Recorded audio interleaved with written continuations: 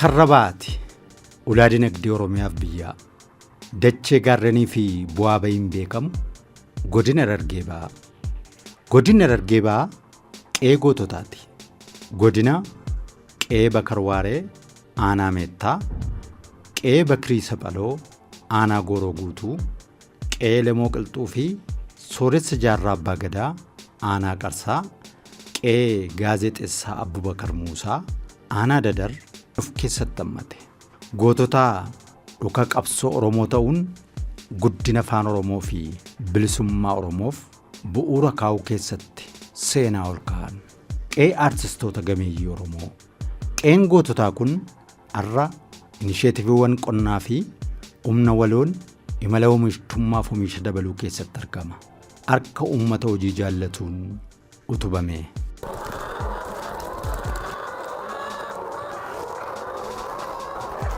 Godina Harargee Bahaatti inisheetiiviiwwan qonnaa dilaan qonnaan bulaa bira ga'an. Qonnaan bultoonnis deeggarsa ogummaa fayyadamuun hojjechaa jiru. Paakeejii qonna guutuun wal simsiisuun misoomni midhaanii oomisha qulqullinaa fi baay'inaan dabaluuf kilaasteraan hojjetamuu irratti argama. Boqqolloo bittanaadhaan facaafna wal qabee qindii lama sadii irraa kuntaala tokko lama argama. Eega paakeejiin xaa'oon shanyii filatamaa fi xaa'oon dhufe kana boqqolloo riiqa cabsuu jalqabte jechuudha. Kilaasteraan hojjechuun tokko humna hojii kana ni qottabaati hojiinis shaffisaan namarraa deema jechuudha. Dura irratti qophii lafaarraa eegalla. Erga qophii lafaa qopheessine booda kompoostii akkuma idileedha. Kompoostis ooyiruutti goonee eegas immoo xaa'oo fi shanyii filatamaadhaan akkasitti qonnee jechuudha. Hojjetaa misoomaa kan dhaabbattu iddoo hundi dhumamee muuxannoo leenjii ammaatti nu qonnaa turuudha. Kilaasteraan kanatti akkas seenee jechuudha fayyaa. Bakka takka kilaasteraan dhugaa qonne shimbirroon sa'ii illee nyaachuu hin dandeessu bakka takka. Yaada yoo kilaasteraan filan. Inishitiifiin lukkuun jira gabbisa beeylada. Inishitiifiin kilaastera mishingaan jira. Kilaasterri muzaallee akkasuma jira jechuudha. Jallisiidhaan kan hojjetamu. Timaatimni oomishna, shunkurtaa oomishna, raafuu maraa jira. Hundaa oomishama jechuudha. Bona inishitiifii mootummaan gabbuuse san hojiirra oolchaa jira jechuudha. Qonnaan bulaan kun kilaasteraan oomishee oomishaaf oomishtummaa dabalee of bira kutee gabaadhaaf akka dhiyeessu. Yeroo to'annoo fi hordofii keenyaafis jechuudha nuti illeen kilaastera tokkichaa bakkatti argan gorsa kan nuuf jecha gorsaasni kanaa fi paakeejii guutuu waa'ee qonnaa guutuu bakka takkatti itti dabarsina jecha. Inisheetiiviiwwan qonnaa 28 kan jirani. Isa kana keessa immoo akka aanaa keenyatti inisheetiiviiwwan 25 hojiirra oolchuu dandeenyee jirra jechuudha. Inisheetiivii boqqollootti hojii ol qabatee milkaa'inee jirra jechuudha. Lafa heektaara 600 ol irratti akkaataan itti oomishamee jira. Kana qofa osoo hin ta'in inisheetiivii bishingaatti hojiinis ol qabatee qamadii bonootti hojii ol qabatee atara boonsituu fi riizuudhaa hojiinis ol qabatee wantoonni gama midhaanitti hojii boloqqeedhaa hojiinis ol qabatee bal'inaan bara kana keessatti kan hojjennee jirru ta'uu isaati jechuudha. Midhaan nyaataatiin of danda'uu keessatti paakeejii guutuu fayyadamuudhaan makaanaayizeeshinii sirrii fayyadamuudhaan kilaasteraan qonnaan bulaa keenya walitti hidhuudhaan keessaafuu oomishaa fi oomishtummaa dabaluu keessatti midhaan nyaataa of danda'uu keessatti naannoo qamadiitiinis boqqollootiinis bishingaatiinis kuduraa fi muduraanis hojiin hojjetamaa jiru hojii fakkeenyummaa qabu jennee fudhachuun ni danda'ama. Qonnaan bultoonni kuduraa fi muduraas inisheetiivii qonnaa bu'uureffachuun kilaasteraan misoomsaa jiru. Giraafta katee dhufe inni kun kan diqaalome dhalee jira jechuudha waggaa sadaffaa isaatti. Deeggarsaas hedduu biiroo misooma qonnaa irraa isin hirkanna. Isaas dhaabbii isaa kan giraafti ta'e daddafnee ni fudhanna. Finnee dhaabuu jirra jechuudha wal jalaan dhaabaatuma akkasitti heddummaa isaa dhaabuu jirra. Kilaastera boqqolloo cinaatti akkuma agartan haasaa dhuftan as keessa avukaadoo xiqqaate tokkoon keenya jechuudha. Firii 30 40 kadhaabee jira 50 kadhaabee jira jechuudha. Akkasumatti muuzallee laggeen shanyii filaa fidaa akkasuma dhaabnee jira jechuudha. Kuduraas amma ni ka'e malee jimaa kana duubaan bifa saniin itti fayyadamne. Hafuuraan qabdu jechuudha yeroo gizee takkallee oomishaan qabamtee jirti. Avokaadoo irratti xiyyeeffannaa, paappaayyaa irratti xiyyeeffannaa, appil maangoo irratti xiyyeeffannee hojii bareedaa hojjechaa jirra. Muuza sanyii filatamaa miliyoonaan lakkaa'amu qopheessinee itti godhuu jirra jechuudha. Inni kun walitti deebi'ee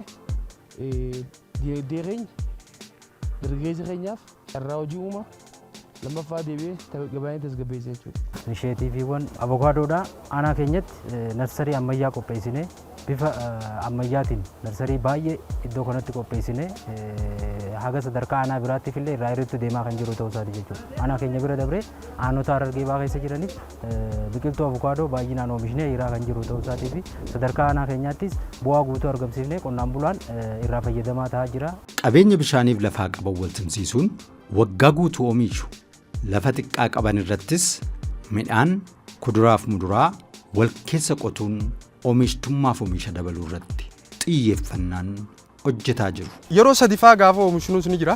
Waan akka dinnichaa, timaantiim kana yeroo bona marsaa lamaffaa akka kaafnu jira. Paampiichirra keenya bishaan darbinee asirraa guunnee obaafnaa jechuudha. Kanaafuu jechuudha yaada saniinis waan nu deeggaraniif karaa qallaaliidhaan jechuudha akka taraa sadii oomishuu dandeenyu godhaa jirra amma. Paarkii jechuun ni dandeessa. Abukaadoon jira, mixaaxisiin jira, paappaayyeen jira, hundumtuu jira jechuudha amma. Yeroo waa xiqqoo booda bakka badhaadhinni dhugaa san qubatee jira jechuun ni danda'a. Uummanni baay'ee kutatee mudatee keessa gargaartummaadhaa gama oomishtummaatti jedhee amanee fudhatee hojii qabatamaa keessa galee jira. Gargaarsi hiyyummaaf nu saaxilee gargaarsi akka nuti hin hojjenne nu godhee rakkoo keenya bu'uura irraa hiikkachuu kan dandeenyu lafa qabnu, humna qabnu, beekumsa qabnu yoo majji goonee hojii keessa galee ofiifis taanee namaafis ta'uu dandeenya. Miira jedhu akkaataa inni itti gonfachuu danda'uu fi itti gonfatu uumne wanni inni hojjechaa jiru lafa gubbatti yoo gabbuutanii laatan baay'ee abdii guddaa kan namaaf kadhu. Hojiin gabbina biyyee tiksuu inisheetiiviiwwan qonnaa keessaa isa tokko. Xiyyeeffannaa addaan aanaalee godina Harargee Bahaa keessatti hojjetamaa jira. Kilaasteraan qindeessuun qonnaan bultoota birattis babal'ataa jira. Kompoostii kana egaa fayyadamu eegalee amata lama yeroo boonaa irraa kaafnee ooyiruu dangoramuu ooyiruu nu gurrannee achi oguu shanyii baafnus bakka xaa'oo neenu kompoostii bilcheeffannee ka qabnu baafannee isaan busaadha boqqolloo teenya qotannee isumatti naqnee nu boqqolloon teenya illee tana fakkaatti bara deengaddaas callaa bareedaa irraa argan. Bu'aa guddaa irraa argannee jira. Shunkurtattis gannaynee shunkurtaas oomishannee jirra. Jimaas oomishannee jirra. Dinnichaas oomishannee jira. Waa cufatti fayyadamu jira amma. Dacha kennaa'u. Xaa'oo san keessaa baafneeti qonnaan bulaadhaaf raabsina. Qonnaan bulaa aanaa keenyaa keessatti argamu kana hundaaf shanyii raammoo kana raabsaa jira. Raammoon kun isii kana xaa'oo kana qopheessuudhaaf parsantii 5 hanga 10 qaama isii qofaaf oolchiti. Kan sanirraa hafu parsantiin 90 ol xaa'oo qulqulluu oomishitee fi kan baastu ta'a jechuudha. Garaagarummaan xaa'oo uumamaatii fi xaa'oo namtolcheedha ammas xaa'oon uumamaa kun raammoo vermikompoostii kan nu kennitu lafa keenya waggaa 3 xaa'ummaa isaa qabatee akka turu goosee jechuudha. Qonnaan bulaa 1,150 biratti vermikompoostii babal'ifnee jirra. Qonnaan bulaan hundi garuu 30,000 fi 115 biratti kompoostii idileedhaa boolla lama qotee awwaaletti fayyadamaa jira jechuudha. Isaanis jijjiirama bal'aa argee jira jechuudha. Godina Harargee Bahaatti milkaa'inni guddaan kan ittiin argamaa jiru tokko inisheetivii misooma beeladaati. Baadiyaaf magaalaa keessatti fayyadamummaa dargaggootaa kan dhugoomsaa jiru. Horsiisa lukkuu fi oomisha killee misooma dammaa fi horsiisa kanniisaa gabbisaa fi horsiisa loon aannanii inisheetiviiwwan carraan hojii bal'aan ittiin uumamanidha. Mootummaanis nu gargaaree jira. Zingoodhaas nu gargaaranii jaarrii manaatiin nu gargaaran gaagurammoo abbaan qabeenyaatis nu gargaaree haala kana waliin gurmuunee hojii kana asitti uumanne. Hojii dhabdoonni kun godaansa seeraan alaatiif baay'ee saaxilamaadha. Ardaa keenya kana keessatti keessaa aanaa keenya kana keessatti godaansa seeraan alaa kanarraa akkamiin dargaggoota akka asirratti hojjennee hambisuu dandeenya goona jedhanii aradaanis aanaanis dhaabbata IOM kana wajjin wal ta'uudhaan dargaggeessa nama 60 bakka 3tti qoodanii nu ijaaran. Hojii nuti asitti irra eegalle kana hunda tokkoyyuu qarshii teenya waan ka'e itti baafnee hojjechuu jirru hin qabu. Isaaniitu fidee nu harka kaa'ee hojjedhaa jijjiiramaa nu jedhanii nu eegalchiisa. Kilaastara misooma dammaa irratti kan gurmoofne akka kilaastara tokko qabna sheedii 4 jira. Eebbifamtoonni hojii dhabeeyyiidha. Akka kaayyoo keenyaatti if jijjiirree maatii keenya jijjiiruudha. Inni lammaffaa gabaa tasgabbeessuudha. Bakki itti argamnu kuni godina Harargee Ba'aa aanaa Gooroo Guutuu magaalaa Baroodaa keessatti. Qeen itti argamnu kunis qee kilaastara lukkuudhaaf filatamee jirudha jechuudha. Magaalaa Baroodaa keessatti egaa kilaastara lukkuu, kilaastara furdisa beeladaa akkasumas immoo kilaastara oomisha dammaa magaalattii kana keessatti hojjetamaa jiru. Kan hojjetaa jiranis dargaggoota hojii dhabeeyyii magaalattii keessa jiranii fi akkasumallee magaalaa kanarraa hojii dhabdummaa wal qabatee gara biyya alaatti godaanuun rakkoo hedduu dabarsan faatu carraa kan argachuun irraa hojii bu'a qabeessa kanarratti gurmaa'uun hojii isaanii hojjechuutti argamu.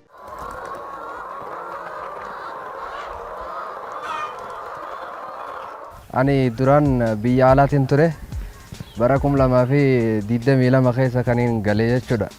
Mootummaan naannoo Oromiyaa achitti nu simateeti waadaa nu golee ture. Akka isin taatanis agarree jira, gaddinee jira, gana akka biyya namaatti hin deebine biyyuma teessan keessatti akka hojjettan carraa hojii isiniif humnaa jee waadaa nu golee ture. Waadaa sanarra nu dhugoomsee hojii tanatti galuu danda'e jechuudha. Hojii kana nama dura gaabbaatiif hin ture. Biyyoota Arabaa deemeetiin achitti nama lafaa ture jechuudha. Innishiitii kana mootummaan keenya kana gabbuuse. Dhugaa gabbuuse ka'eetiin itti seene jechuudha. Ani waliin irratti hojjechaa jiru horii aannaniiti. Mootummaan keenya saala nu mijeessee bulchiinsi magaalaas iddoo ittiin hojjennu nu mijeessee har'a hojiitti gallee hojii kana hojjechaa kan jirrudha. Ogeessaan deeggaramneeti amma kilaastara kana lukkuu kana kan hojjechaa jirru ogeessaan deeggaramneeti. Ogeessis guyyaa guyyaan nu bira dhaabbata. Bulchiinsi magaalaas guyyaa guyyaan nu to'ata. Saniifuu dargaggoota biyya alaa deemanii gidiraa adda addaa arganii rabbiin gara biyyaa deebisee fi eebbifamtoota yuunivarsiitiilee adda addaa fi dhaabbilee adda addaa irraa ba'anii carraa hojii odoon harkatiin ta'aa jiran walitti gurmeessinee kilaasteroota sadeen kanarratti halkaniif guyyaa osoo hin jenne saa 24 hojjechaa kan jiran jechuudha. Dargaggoonni carraan hojii mijateef humna guutuun hojjetaa jiru. Qeen kilaasteraaf filatames bakka toleessa. Dargaggoonnis taate jechuun hamileen guddina yaadaa hojjetu abdiidhaan guutamuu. Bulchiinsi magaalaa lafa nuu kanne maatii keenyaa fi warri diyaaspooraa sappoortii nu godhan diyaaspooraa dhalatan biyya kanaa sappoortii nu godhan sheedii kana nu ijaaran. Sheediin kun miiliyoonaa fi 200,000 nu ijaarame. Eegas booda horii kana naqanne jechuudha. Waliigalatti kaapitaalli waldaa keenya baasii horii, baasii mana ijaaruutii fi baasii nyaataatii wajjin miiliyoona 2 fi 300 jechuudha. Hanga ammaa kan bahii goone. Kanii guyyaadha dalagan bakka kanatti. Maaliif waan kanarraa fayyadamaa taanee carraa keenya dafnee gara investimentii fiinee dargaggoo biraa iddoo kana qubsiisudha kaayyoon keenya. Kanaanis meekaanisii nuti tokko finne eeggattummaa maatii keessaa dargaggeessuun akka ba'u kan taasifamu. Hojjedhee of jijjiiruu ni danda'a miira jedhu dargaggeessi keenya gonfachaa dhufe. Waan xiqqoodhaan ka'ee waan guddoo gama investimentiitti cehuu ni danda'a miira jedhu gonfachuun isaa akka hooggansa godina Harargee Bahaatti akka mootummaa naannoo Oromiyaatti abdii guddaadha kan namaaf kennu. Dargaggoonni carraa hojii uumame kanaan gara oomishtummaatti ce'aniiru. Inisheetiiviin qonna magaalaa madda dinagdee ta'uu fi gabaa tasgabbeessuu danda'u hojii mul'isan. Qaalomni jireenyaa kun gartee waan ta'eef jecha kanaan tasgabbeessa jeetiin nuti dhiira lamaa fi dubartaa nama tokko wajjin seenne jechuudha. Ammaan tana kun irraa oomishaa jirti jechuudha aannan kana. Duraan magaalaa tanatti qilleen gara 15 gara 12 ol siqee ture. Sababa keenyaan ammaan tana qilleen gara 8tti deebi'ee jira jechuudha. Gabaallee tasgabbeessinee biyyallee irraa fayyadamsiifnee ofiifillee fayyadamaa jirra jechuudha. Baay'inaan oomishaa jirra, baay'inaan magaalaa dhiyeessaa jirra. As bira kunneen magaalaa Hararis, Diradaas magaalota gurguddoo hunda dhiyeessaa jira jechuudha. Mataaleen as keessa jiru. Baazaarii garaagaraa irra dhiyeessaa jirra. Akka waliigalaatti sheediiwwan kana kan ijaarre sheedii 66 waliigala yoo ta'u dargaggoota waldaa 771 miseensa nama 6,970 qabuuf carraa hojii uumuu dandeenyee jirra. Kun hundinuu qabeenyi duraanis numa jira, namnis numa jira, yaannis numa jira. Maaliif sirnaatu jira. Har'a amma sirni harkan dhaquun elementii kana keessa nu galchee bilisummaa sammuun nu jira. Akka feenetti diinagdee kanaan dorgomaa ta'uu dandeenya jechuudha. Yeroo gabaabaa keessatti biyyi teenya ni jijjiiramti. eegalliin bara kana jiru bara dabree jiru baay'ee gaariidha. Naannoo dargaggeessi itti gurmaa'ee hojii kanatti jalqabee iddoo aada baafannaa fakkaata. Iddoo bashannanaa fakkaata malee iddoo hojiileen fakkaatu. Sammuu isaaniitillee bilisa taate. Takka iddoo hawwataadha waan ta'eef achi yoo dheedhiyaatu ba'uun barbaadu. Kanaaf dargaggeessi hangas takka hojjechaa jira. Magaalota qabnu hunda gubbatti hojii qabatamaa keessatti galamee jira. Uummanni godina Harargee Bahaa biyyeef bishaan tiksuun beekama. Uummata muuxannoo guddaa qabu.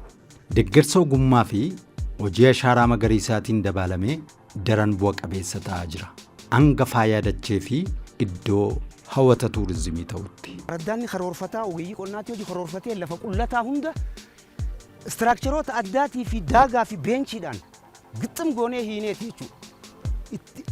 Bakka qabeenya uumamaa kan akka lubbuutii bakka. Hawaasni gareedhaan gurmaa'insa keenyaan bahee gaara keenya ni misoomsina. Bu'aa keenya irraa arganna jechuudhaan itti seenanii hojjetamee asiin ga'e jechuudha. Hawaasni xiiqiidhaan itti galee turtii ji'a lamaa keessatti kanatti hojjetee jira jechuudha. Dhagaa adii kana cabsee akkana daagaa kana hidhee jira. Uummanni Harargeedha. Akkuma beekamu lafti Harargee bu'aa bahii baay'atti tabba baay'atti. Daagaa hidhu malee irraa jiraachuu waan hin dandeenyeef hojii daagaa akka hojii ijoo tokkotti ilaalaa jechuudha. Kaan gubbaarraa inni dhufneeti gizee gabbuunu jala kanatti peenci kajaamu jala inni ogeessini nu bira jira. Haala saniin dhagaa cabsinee akkasitti hidhaa turre jechuudha. Dhagaa cabsinee waan nyaatamaati. Kanas dhaame kun zayituunaa fi abukaattoodha kaas dhaame kun isaan kana jechuudha. Bara kana qofa akka aanaa meettaatti sulula kana fakkaatu 39 karoorfanne 39 karaa guutuu ta'een bifa kana fakkaatuun milkeessinee jirra jechuudha. Sulula kana daagaa qofa hidhuu miti hojiin nuti immoo asirratti hojjechaa jirru. Sulula hojjetame kanarraa dargaggeessi biddeena nyaa kutachuu qaba hajuu san jiddugala godhannee karaa guutuu ta'een sulula 39 irrattu dargaggoota gurmeessinee jirra jechuudha. Carraa hojii adda addaatiin. Fakkeenyaaf araddoota 12 irratti gura irratti gurmeessinee jirra. Akkasuma ammas nyaata horii kana ni dhaabanii asirraa ni oomishanii geessaniiti iddoo akka achitti agarte sanitti diboota gabbisanii gabaadhaaf dhiyeessaa jiran jechuudha. Asharaa magariisaatiin erga mootummaan jijjiirama dhufe asitti hojiin xiyyeeffannaa guddaatti kan namni hojjetamaa jiru inni guddaan hojii asharaa magariisaa kana isa kanas akka aanaa keenyaatti hojii waggoottan 5 kana keessatti hojjetamne hojii guddaa kan hojjenne ta'uu isaati. Kanaanis bu'aan gaariin galmaa'anii jiran jechuudha. Kanarratti waggoottan 4-5 dabran kana keessatti biqiltuu miliyoona 65 akka aanaa garsaa dhaabnee jira jechuudha. Waggaa waggaadhaan biqiltuu gara miliyoona 10 haga miliyoona 15 dhaabaa jirra. Bara kana keessatti akka aanaa garsaatti biqiltuu miliyoona 15 dhaabuudhaaf karoorfannee qophii gahaa taasisnee itti deemaa kan jiru ta'uu isaati jechuudha. Qabeenya uumamaatti hojii qabatee aanaan keenya akkuma beekamu maandiisa jechuun ni dandeema misooma sululaatti hojii qabatee beekamtii akka aanaattis argannee jira. Godinni Harargee Bahaa aanaan Gooroon guutuu moodeelaa jechuudha. Hojii yaadachiisuu irratti amma hojii barsiisuu bira dabarree jira jechuudha. Baratee jira. Faayidaa isaa hubatee jira. Muuxannoo bal'isaa jira jechuudha. Dhiqamiinsa biyyeetti hojii qabatee yeroo ammaa kana xiqqeessaa dhufnee jira jechuudha. Misooma sululaa hin kanaan biqiltuu asharaa magariisaa achi keessatti dhaabnu kanaan dhiqamiinsa biyyeedhaa salphisuun danda'amee jira. Hojiin biyyee fi bishaanii godina Harargee Bahaa keessatti hojii guddaadha kan hojjetan. Sulula hidhuudhaan biqiltuu dhaabuudhaan bosonni harka namaatiin mancaa'e harkuma namaatiin akka deebi'u taasisuudhaan tokkoffaa dargaggeessaaf carraa hojii guddaadha kan uume oomishaa fi oomishtummaan akka dabalu kan godhe sadaffaa gubbatti ammaas yoo xiqqaate jijjiirama qilleensaa dhukkuba adda addaatiif uummanni keenya kan saaxilamu yeroo ammaan tanaa dhukkubni daddarbaan salileen godina Harargee Bahaa keessaa xiqqaachuu kan itti danda'e afraffaa kaan immoo naannoo iddoo bashannanaa iddoo hawwataa iddoo turizimii ta'ee kan daangeffame. Akka godina Harargee Bahaatti misooma dinagdee wal qabatee ijaarsi piroojektootaa hedduun raawwatameera. Baajeta mootummaa fi hirmaannaa uummataa tajaajila lammummaa giddu galeessa godhate. Hojjetaa mootummaa gamoo kanarratti dursa hooggansi mindaa isaa parsantaa 100 hirmaate. Hojjetaanis kanuma fakkeenya godhachuudhaan parsantaa 100 hirmaanne. Hawaasni keenyaas hanga miliyoona 42tti hirmaatee gamoo kana bakka kanaan ga'e jechuudha. Piroojektota hirmaannaa uummataatii fi bajeta mootummaatiin hojjetamaa jiru. Kana keessatti hirmaannaa uummataatiin kan hojjechaa jiru keessaa tokko gamoo amma duubbee keenyatti argamu kana.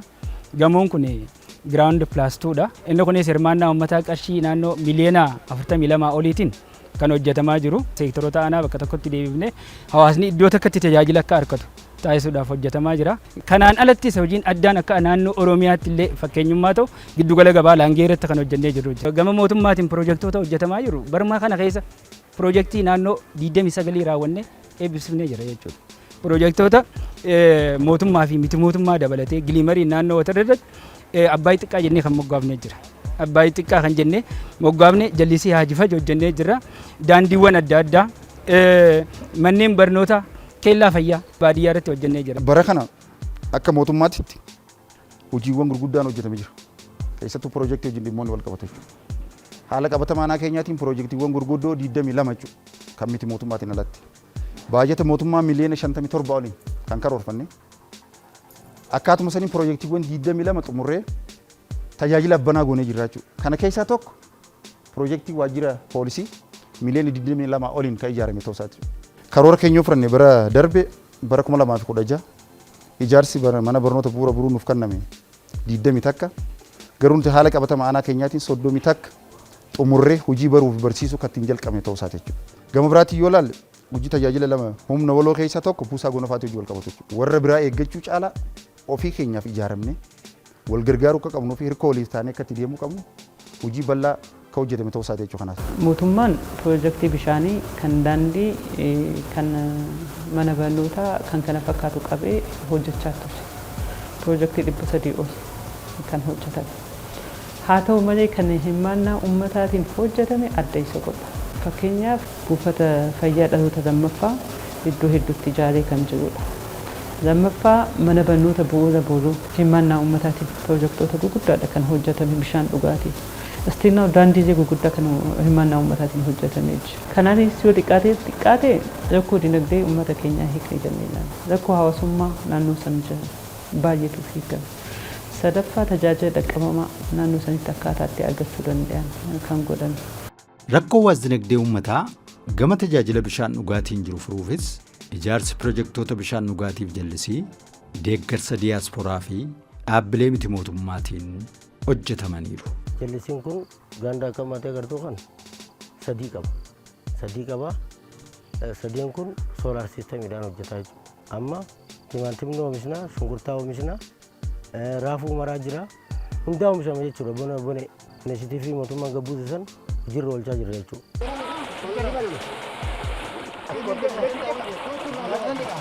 Diyaaspooraan keenya biyya tana rakkoo bishaanii irraa hin baasaa jee yaadeenuuf bishaan kana harkisee jiru lafa hiicuu irraa fidee asitti tajaajila akka saffisaan harka nu taasisee jiru. Eegasii booda rakkoo bishaanii jirtu namni dafeetuma waraabbatee dafeetuma galaa jechuudha. Guyyaa asirra dhaabbachaa oolu jechuudha. Lagara dhaabbachaa oolu san ni hafte. Duraan gaalonaadhaa fi biidoo hunda fuuneeti halaala deemnee fagoo deemnee matattis harkattis garaa qabaannus sokaa qabaannus akkasi ba'aa guuraa turre. Hanuma Itoophiyaa keessa dhalatee alaa nu fayyade jechuudha. Alhamdulillahi rabbil aalamiin eezayyaan isaan badini. Kanaaf tajaajila uummaatiin uummanni keenya hojii guddaa hojjetee jira jechuudha. Tokkoffaa mana harqalleeyyii ijaaraa jira. Yoo qomti qaate biliyoona 3 bara dabre hojjenne jechuudha. Isaan keessaa inni guddaan hanqafa biyyaafillee muuxannoo ta'u dhimma diyaasporaa nama dhuunfaatiin nama isa jaalatu wajjin bishaan obaase. Lammaffaa isa kana qofatti hin jaalanne diijitaal laabireerii amma magaalaa Adirgee diyaasporaan keenya hirmaachifnee hojjechaa jira. Bu'uura boru wantoota keessa ijaaraa jira. Bara 2016 keessatti hirmaannaa uummataatiin humna namaa, maallaqa callaa, ogummaa, meeshaalee naannoo hunda walitti yeroo qabnu karoora keenya naannoo biliyoona 1.4 akka godinaatti karoorranne raawwiin keenya immoo biliyoona 1.6 ol raawwannee galmaan geenyee jirra jechuudha. Mana harka qalleeyyii naannoo 344 hojjennee jirra. Hirmaannaa uummataatiin waajjira araddaa 33 bifa ammayyaa ta'een akka naannoo Oromiyaatti ispeeshaal awwaardii muummee ministeera keenyarraa aanaa keenyaatu fudhate. Kana dabalatee bu'uura boruu waggoota 2-3 hanga ammaatti naannoo bu'uura boruu 200 fi takka hirmaannaa uummataatiin hojjennee humnoota walootti fayyadamuu wajjin wal qabatee hojiin bal'aadha. Kun hawaasni keenya hojii bal'aa hojjechaa jira. Imala hojii keenyaa keessatti hojiin addaa godina Harargee Bahaa aanaa Gooroo guutuutti taajjabne walta'iinsa dhaabbilee amantaa hojii ijaarsa mana barumsaa bu'uura boruu hojjetamedha. Duudhaa waliin jireenyaa dagaagsuuf hojii fakkeenya ta'u. Nuti mana kana kan ijaarre amantaa sadii amantaa muslimaa, amantaa ortodoksii, amantaa pirootestaantiiti. Nutis magaalaa tana misoomsuudha. Gahee keenya bahuu qabnaa jenneeti abbootiin amantaa wal mari'annee ulaa takka takkatti kutaa takka takkatti mana kana adda hirannee bara 2016 keessatti ji'uma lama ijaarre. Humnaanis maallaqaanis cinaa dhaabbannee ijaarre jechuudha nama gartan kana. Manni barumsaa kun kan saba filatuu miti, kan saba hundaati. Wajjin jireenyi kunis sabaan waliin qoonnu, amantaan waliin qoonnu, tokkummaa keenya agarsiisuudhaan, tokkummaa keenya jabeessuudhaan waan kana waliin taanee wajjin godhu qabna waan jedhu irratti hundooyne akkasitti waan kana deeggarsa hawaasaatiin nu cinaa dhaabbatanii hawaasni keenyaas osoo nuti hin dirqisiisin fedhiidhaan wanti kun nu fayyadaa beekanii waliin akkasitti bakka tana ijaarree asiin geenyee jirra jechuudha. Kun kan ijaarame tokkummaa saba walii wajjin jiruuf kan ta'e malee silaa walii wajjin jiraachuu baatanii wal simachuu baatanii wal qabachuu baatanii akka iddoo biraatti karaa adda wal qoqqooduun jiraate kun misoomni kun argamu. Kanaaf namni yoo wal simatee wal kabaje iddoo hundatti nageenyi labsame misoomni baay'achaa deema, namoonni wal qabachaa deema, wal jaalachaa deema. Biyyaafis fakkeenya ta'a. Abbootii amantaa kana mariichifne gaafamuu yaada kana mariichifne abbootiin amantaa keenyas yaadni yaada eebbifamaadha. Nulleen irraa gammannee jirra. Isin bira dhaabbanna waan jennu abbootiin amantaatiin ijaaramuun kun amantiin teenya jechuudha. Wal danda'uun amantaadha kan ittiin calaqqisu jechuudha. Inisheetiiviiwwan barnootaa fi fayyaa wal qabatees tajaajila laayibirarii dijitaalaa fi inshuraansii fayyaa irratti xiyyeeffannaadhaan hojjetamaa jira. Duraan yeroo tana alafaa jirraa hitabannafaadha. Yaadumaan qabnu jechuudha. Amma egaa manni kunis nu baname dhufnee asittis gizaa boqonnaa keenyaa ni qo'anna. Yaa'u diijitaal paarkiin kun banamuun isaa tokkoffaa irratti dargaggeessi akka aanaa keenyaatti akka magaalaa keenyaatti sadarkaa barnoota isaatiinis dorgomaa akka ta'uuf mootummaanis mootummaan naannoo Oromiyaa biiroo barnoota Oromiyaa deeggarsa nu godhan diijitaal paarkii asitti hundeessinee yeroo ammaan tanaa kanas akkuma agartanitti dargaggeessi irraa fayyadamaa jira. Tajaajila inshuraansii baay'ee nu fayyada inshuraansiin. Amma maatii kootii fi anaas haadha tiyyaas yeroon geesse ittiin fayyadama. Gaafas akka nu fayyadin seene nagomarii irraa nurraa guuranii maal nu gooti jechaa ture. Amma osoo kuma meeqa taate nu qochaa tuqa. Waan itti fayyadamnee agarreef jecha. Silaa inshuraansiin kun hin jiraanne namni jiraachuu hin danda'u. Maaliif uummanni keenya harkaa qalleeyyiinaadha. Uummata humna qabu miti. Kanaaf inshuraansiin kun jechuun hidda uummataati. Kanaaf mootummaa keenya galateeffachuu qabna hojii jenneeti yaada. Faayidaa hawaasaati. Hawaasni yeroo ammaa kanarratti qoricha alaa bituun baay'ee ulfaataadha. Qorichi baay'ee alatti qaaliidha. Inshuraansii waan qabuuf buufata fayyaa dhaqee sumuddaan gizee dhoomee warqaan isaa dhufee asii qarshii takka malee fudhachuu ni danda'a. Hawaasni keenya fayyadama inshuraansii hawaasa akka ta'u taasisuudha jechuudha. Gama kanaan yoo xiqqaate gara miseensa 42,000 oli miseensa itti fayyadamaa inshuraansii fayyaa hawaasaa goonee jirra jechuudha. Faarmaasii hawaasaa 5 hojii qabatama galchinee jirra jechuudha. 4 ture karoorri keenya. Inshuraansiin fayyaatii fi koominiti faarmaasii yookaan faarmaasiin hawaasaa gama kanaan tajaajila guddaa fidee jira jechuudha. Rakkoo nama deddeebisu rakkoo hin jirtu qorichaa san bu'uurarra haala qabatama aanaa keenyaatiin hiikee jira jechuun ni danda'ama jechuudha. Tajaajila inshuraansii fayyaatii wajjin wal qabatee fayyadamummaa hawaasa keenyaa mirkaneessuu wajjin wal qabatee gatii salphaadhaan hawaasni keenya qoricha akka bitatuuf faarmaasii hawaasaa jennee faarmaasii hawaasaa 4 magaalota qabnu irratti dhaabnee uummanni irraa fayyadamaa ta'aa jira jechuudha. Tajaajilli lammummaa fayyadamummaa harka qalleeyyii daran dhugoomsaa jira. Imimmaan namoota hedduurraa haquu irratti argama. Ijoollee haadhaaf abbaan qabnetu ittiin utubama. Warra humnaa fi nama hin qabneef irkoo ta'e duudhaa namoomaa fi waliin jireenyaa dagaagsaa. Ummaan ishee duraan rakkachaan nu guddiste kanaan balaa konkolaataatiin duute. Balaa konkolaataan duunaan bulchaan keenyaa galatamu mana nu jigee nu tolchee ammallee waan nyaannullee lukkuu firii dhibbaan hin qabnutti fidee waa hunda Mana illee tolche kaan illee kireeffannee kiraallee fudhannee waa hundi waan dhabne sarara fudhachaa jira. Nuti amma dura rakkoo keessa turre amma gammachuu guddaa tokko nu dhagahame. Ijoolleen tun immoo haadhatiin jiru abbaan biran jiru. Maal ijoollee tanaaf godhu danda'u qabna. Madda galii uumuu qabna waan jiruun manni luna 4 ijaarame jechuudha. Manni kilaasii 4 kilaasiin 2 tan kireeffatanii jiran kilaasa kuma sajirraa fudhachaa jiranii 2 immoo kan keessaa tatteenyu kun kan gaadaa kun kan isaan keessa jiraatanidha jechuudha. Kana bira dabree madda galii waan ta'uuf danda'u maali waan jiruun raadillee bitanii fi raada kanneen jira jechuudha hawaasa magaalattiiti. Kana keessaan ture hawaasni jirbe ifan na baasee rakkoo keessaan ture hawaasni jirbe bal'oon na baasee waan hoshoon shoora bakka mutaa jira kaadduun qabne kan roobni dhufu lubbuun asin nagaltu kan halka waraabessi firraa egaa oolu naa jaaranii istaraa addunyaarra na kaayan qananii na kaayan. Yeroo dura dhufnu dhugaa dubbachuudhaaf kilaasii takka ture manni kun jechuudha. Innaa qorqorroon isaa guutuu tarsaasaadha. San gubbaan ammallee gidaara kanarraa biyyee wanni taa'ame hundi irra hin jiru ture. Amma garuu nuti hojii tololtummaa kanna kana yaa'u nama gargaaruudhaaf nama ta'uun qoftiidha kajaa'u mata duree qabannee akkasitti kantiibaa keenya faana ta'uudhaan nu qindeessee as nu ijaare. Miirri nutti dhagahame wallaahi miira kanaa sana jeesitti himuu hin danda'u. Hedduu miira nama gammachiisu jechuudha. Maaliif jennaan akkuma reefoo kaafne nama gargaaruudhaaf namoota qofa ta'uun gahaadha. Iddoon itti argamnu kun mana tololtummaan dargaggoonni magaalaa Qobboo hojjetaa jiranidha jechuudha. Manni kun mana duraan roobaa fi aduudhaan maatiin hawwan keenya abbaan keenya itti miidhamaa ture dargaggoonni magaalaa Qobboo waliin ta'anii bifa kanaan hirmaannaa cimaa fi hirmaannaa owwaa taasisanii hojjetaa kan jiran ta'uu isaati jechuudha. Hawaasni keenya duudhaa keenya ganamaa san deebisuudhaan wal gargaaruun waan gaarii akka ta'e hojiin tajaajila lammummaa hojii ijoo fi ija murteessaadha. Gammachuu guddaa argatta.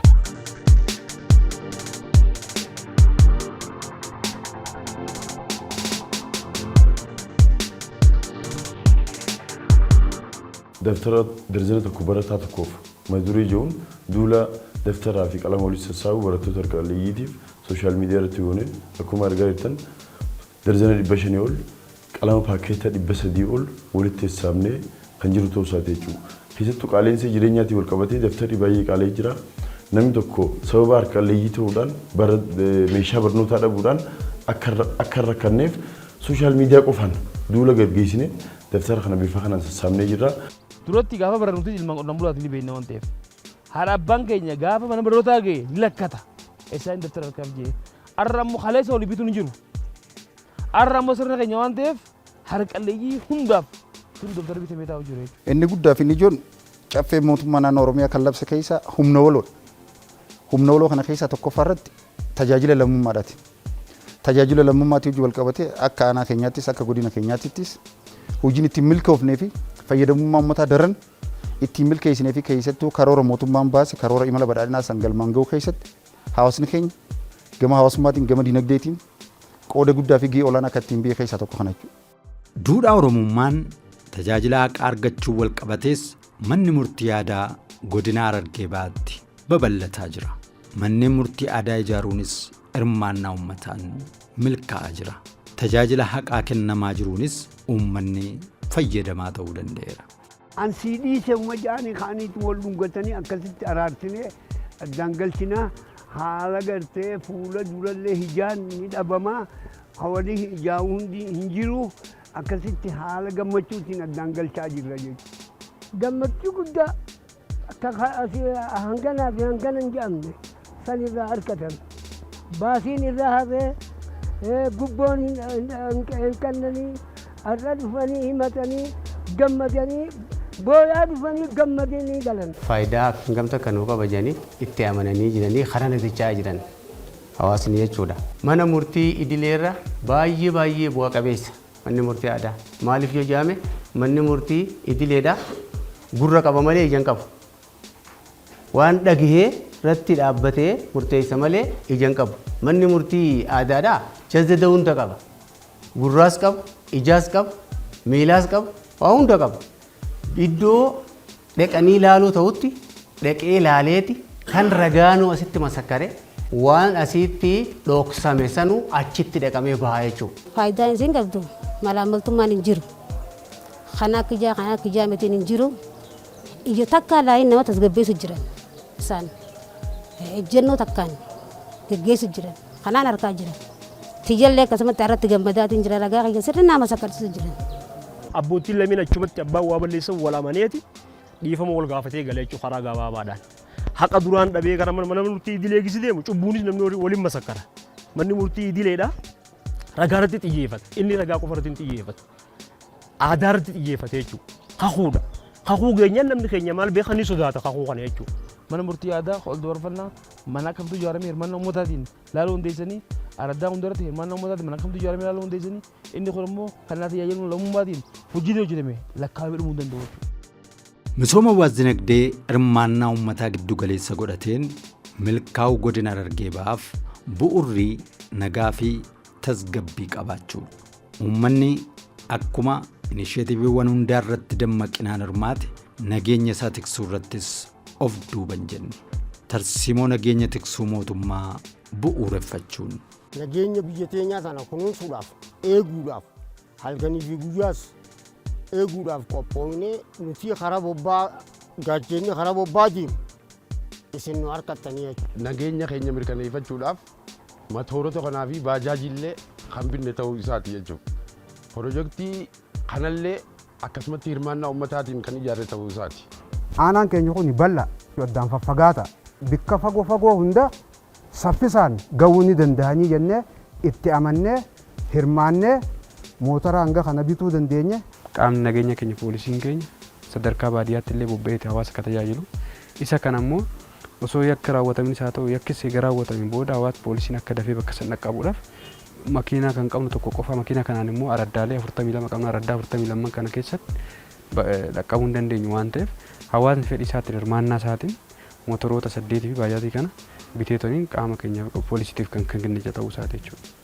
Humnoota waloo keessaa tokko gaachana sirnaati. Karaa ijaarameen gurmaa'insa gaachana sirnaa ijaaruudhaan tokko duudhaa Oromummaa isa ganamaatti deebuu keessaa tokko kana jechuudha.